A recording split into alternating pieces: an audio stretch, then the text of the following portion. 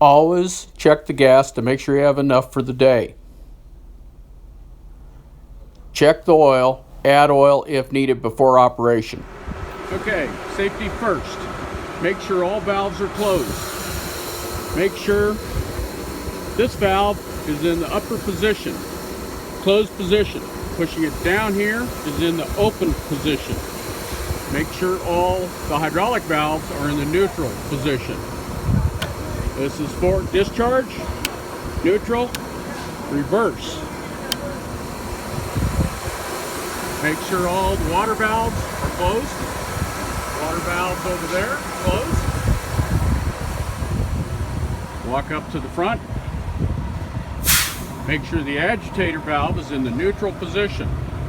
As indicated, that is reverse, which the agitator will run counterclockwise.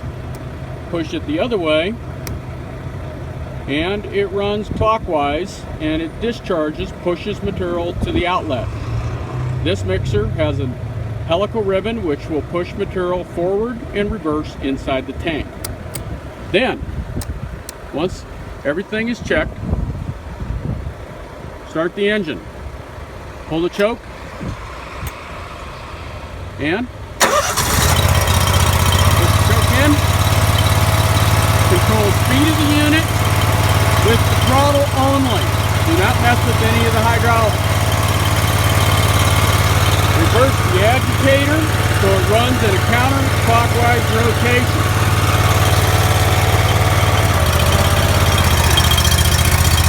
As indicated by watching it on the shaft. Then come to the back. Unhook, take the 3-inch fitting hose, unwire it in the rear and on the front. Remove this cap and attach the hose to here, to this 3-inch. There is WD-40 in the toolbox on the left-hand side of the trailer. Soak these fittings down with WD-40 before connecting the hose. Pull the hose around, hook it onto here. With the agitator running in a reverse rotation and the engine running, you can operate this pump by controlling it with this control valve. Pushing it towards you, pulling it towards you, will operate the material to pump off. So first you have to open this valve, pull the handle down to open that valve, take this valve lever and pull it towards you, and it engages the pump. Pushes it this way. To control speed, only use the engine RPM to increase or decrease the speed of the unit. Do not mess with the hydraulics. When completed, take this lever here and reverse it, push it the other way while sucking through a couple buckets of water. You want to move at least 8 to 10 gallons of water through the hose and back into the mixer to ensure that you flush the pump and the hose back out.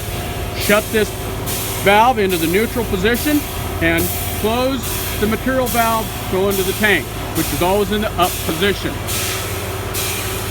Disconnect the hose here, or if you're just between loads, leave the hose connected here and just hang the hose, the end of the hose, up on the rig so it's looped around and up on the rig. And then the next time you come back, you can pull it out and put it in your tank. Be sure at the end of the day that you always flush the system with water in buckets and push it back into the tank with the agitator running. Now when you get to the end and you get that done, you can unhook the hose here, put the hose back up onto the thing, tie it down in the rear, tie it down on the front. Come back here and take WD-40 out of the toolbox, spray WD-40 inside this pump while engaging this in a reverse rotation. Only run the pump 3 or 4 RPMs in reverse. The purpose of the WD-40 is to lubricate the pump so it runs tomorrow. Do not leave the hose and the pump and the lines all full of slurry overnight. You must flush it with water and push it back into the tank at the end of each day. Once you do that, put the cap back on. Make sure this is the neutral position. This valve is closed.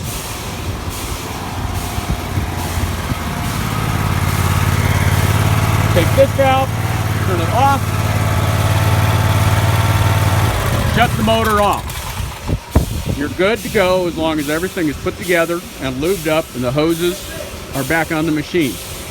Make sure you always open the lid before you unload anything and just prop something underneath it so that it can suck air. But do not leave the lid all the way open all day while you're sucking material out. But the lid must be open while you're sucking material out. Going to walk around here.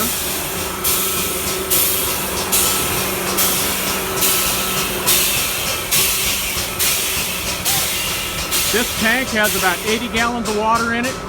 You can use it to flush stuff, but use it sparingly if you do not have a water source. Otherwise, always use an alternate water source.